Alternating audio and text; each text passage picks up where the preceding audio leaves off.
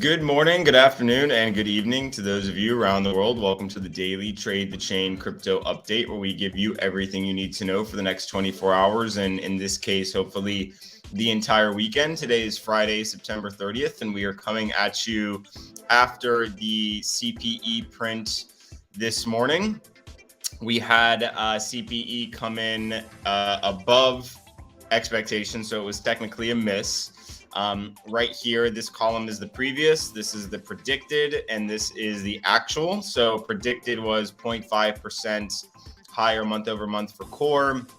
We came in 0.6% higher, and we are 4.9% higher on the year with a 4.7% expected. And the interesting thing about this is that it wasn't entirely market impacting in a bearish fashion.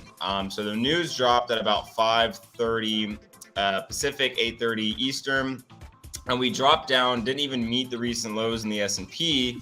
Then as soon as the market opened, we climbed back higher to really where we went, late into the evening, and now we're back, a little bit closer to where we were after the data came in. So, in this case, I think the market, due to the previous inflation print being a miss with high expectations, I don't think the market had very high expectations and quickly digested this information, because if you remember last week, a miss like this would have been quite bearish. But since we've been so bearish in the expectations around inflation and solving the macroeconomic issues at hand, since a lot of those played out this week, I don't think this was as impacting, because the market was more or less pricing in the turmoil already. So obviously it remains to be seen exactly how equities will flesh out, but the fact that they didn't make new lows on that CPE print, and we've made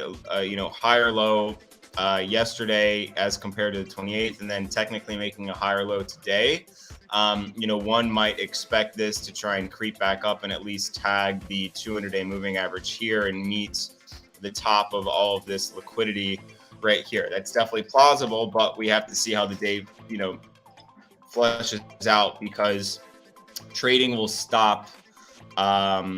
When will trading stop? It stops, right around 3 or 6 p.m. Eastern, so 3 p.m. Pacific. So we don't have too much time left in the day, about 5 hours left. So we'll have to see how this closes. But a lot of tweezers still under the POC, still under the VWAP. Really want to see it break above that VWAP, flip this POC, and head higher. I don't know if we'll do all of that before the end of today, but getting above the VWAP, I think, would be a fantastic start. So 36.50 would be a great target to flip prior to the end of the day, if you are bullish on equities and the rest of risk. So looking at crypto, we can see, ETH sentiment 51, or daily sentiment, I should say, 51 for ETH, 57 for Bitcoin.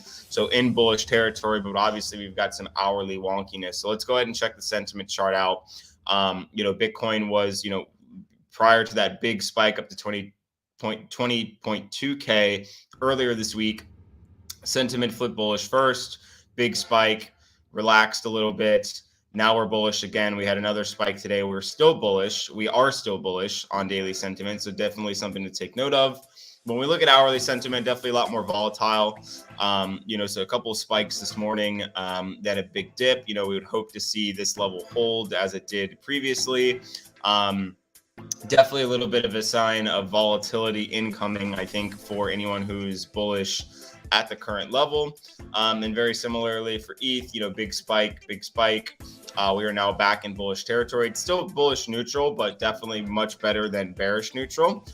So definitely still expecting some continuation as long as we don't get any firm bearishness over the weekend.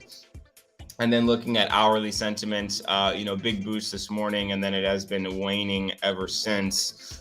So definitely something to take note of in terms of, downside volatility, considering daily sentiment is bullish, but hourly sentiment is a bit bearish. So looking at Bitcoin itself, if we switch to the hourly, we can see, this is the range we've been trading in, and I'll get rid of these SVPs for a second just to make it a little bit less ugly. This is the range we've been trading in, very tight range, some deviations out of it. This is the downward range that we've been stuck under since all of February, and I'll go ahead and, or not all of February, September, I should say. So this is since September 12th. This is since mid-August. So if we can break above, if we can firmly break above this quote unquote September trend, then we may end up lifting higher to here, which would coincide with potentially the bottom of this range right here. We do have a not a large liquidity level here. We have a lot of liquidity to sift through.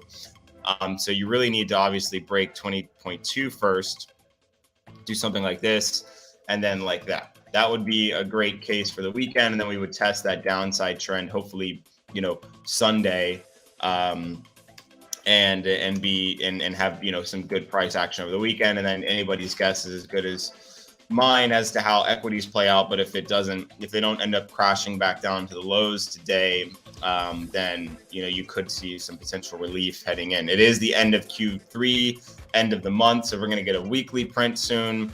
We're going to get a monthly print soon. We'll get a quarter print. Not everybody trades on quarter prints, but you can print a 90-day candle and things like that. So these are people do that, but the end of quarter is significant in the sense that people are reconfiguring their portfolios, getting rid of bad positions, entering new positions, closing books. So definitely going to see, expect some volatility heading into the close today as market makers, funds, and individuals figure out exactly how they want to position their portfolio heading into Q4 with all of this uncertainty floating around us. So definitely something important to consider.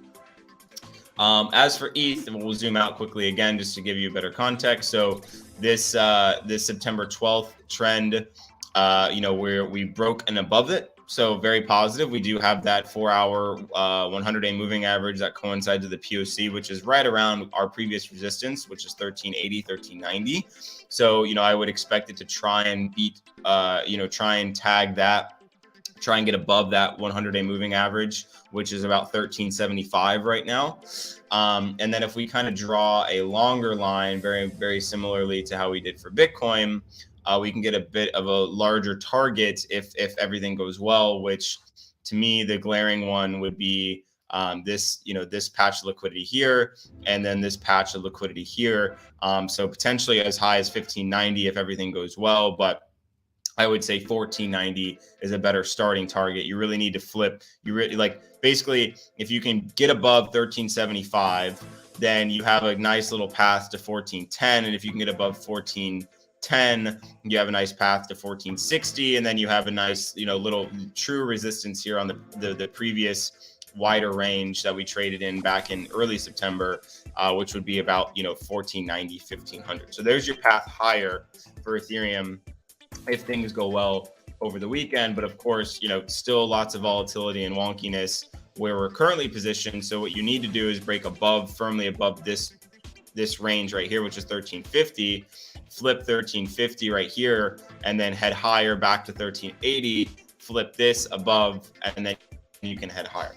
And I would expect definitely some games in between there if we end up playing that. And of course, if everything goes to crap and we don't end up doing that, then you would hope and pray that 1330, 1340 holds. And if that doesn't hold, then we're heading back into the range, the downtrend and the previous trading range, which would pretty much put us back at 1280 to 1300, somewhere in this larger range.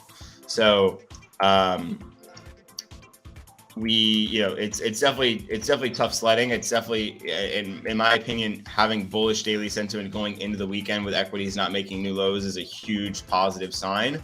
But of course, if equities end up, just dropping like a rock prior to the close, which is completely plausible based on, very ugly formation, head and shoulders on the RSI right here, testing the low end of this little mini range that it's been trading in. So we really need to see it hold above, I think, 3620 before the end of today. There's still plenty of time left. We still have about 5 hours, so lots of time on the charts. But if this does end up cranking down, gets below 3620, then Bitcoin and Ethereum longs will definitely be in a bit of trouble themselves. So very similar to Ethereum, if we end up going back, heading lower. You really hope that 19.4 holds, or else then you're at 19.2 again. Then you're thinking about 18.9 again. Then you're thinking about the lower end of the range, 18.6 again. So ideally, we hold above 19.6, 19.7, and we head higher. But we do know the downside risk, and we do know our levels of where things might end up lower. So I'm hoping for a bullish weekend. I may position for a bullish weekend after this boost. We're going to see some volatility wash out. We're going to see some games. It's not going to be an easy trading weekend, I don't think. But if you're bullish, I think this is the best weekend to probably be bullish, provided equities don't absolutely crap the bed, which they're trying not to right now. Final note is the dollar is, it dropped down to that trend that I drew. I have a feeling that it's going to have some volatility right around here. Bulls want to see it pop into this range. Bears want to see it pop back up and try and tag and flip this 100-day moving average into support. So if DXY continues weak, risk should flourish. If DXY strengthens, risk will have a problem. So there's your weekend outlook. Good luck. Happy trading. We'll, of course, see you early next week. Hope you were there for our Twitter Spaces with John Nigerian, Grant Cardone, Mark Lopresti, and a bunch of other friends yesterday. If you missed it, it's on our Twitter and in the Discord community. You can listen to the recording. Lots of great tidbits there. And really hoping for the best this weekend. I hope we get a little bit of relief. And the pain over the past few weekends is definitely not felt great. So fingers crossed for some good stuff. Good luck and happy trading.